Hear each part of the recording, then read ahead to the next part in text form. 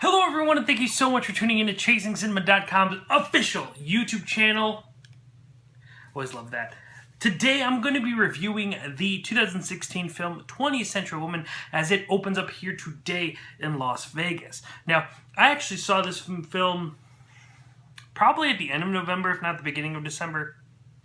So this was one that I've been really kind of waiting to review, and it's just been going and going. And the only problem with that is that sometimes when you don't record a review right away, you don't always get your initial thoughts. But that's also kind of good sometimes, because sometimes the impact that a movie makes doesn't always last as long as you think they will. Now, I really enjoyed 20th Century Woman. 20th Century Woman is a great movie, and I would recommend that people go see it because there's really, really great performances.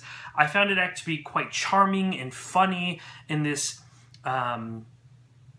very witty and sarcastic kind of way. If you don't know, this is the new film written and directed by Mike Mills, and it tells the story of three different women in the 1970s who live in Southern California. All these three different women, we have Annette Benning, who plays this kind of woman who runs this house, which is rented by Greta Gerwig, Elle Fanning, and she also lives with her son, and it's just kind of about all of their interactions and how the son is really connected to Elle Fanning, how Greta Gerwig kind of comes and just kind of has this free spirit, and Annette Benning just trying to raise her son the best way she can alone.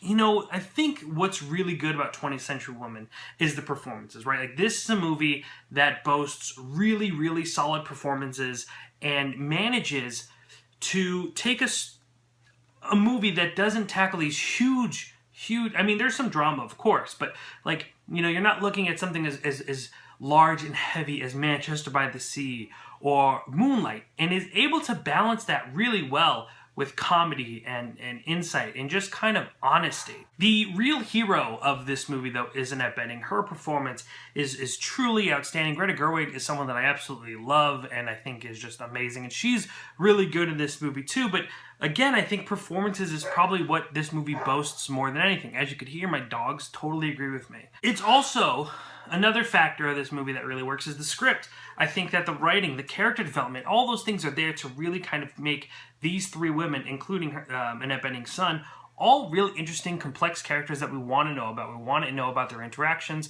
and things like that. Because I really enjoyed it. I think it's a great movie.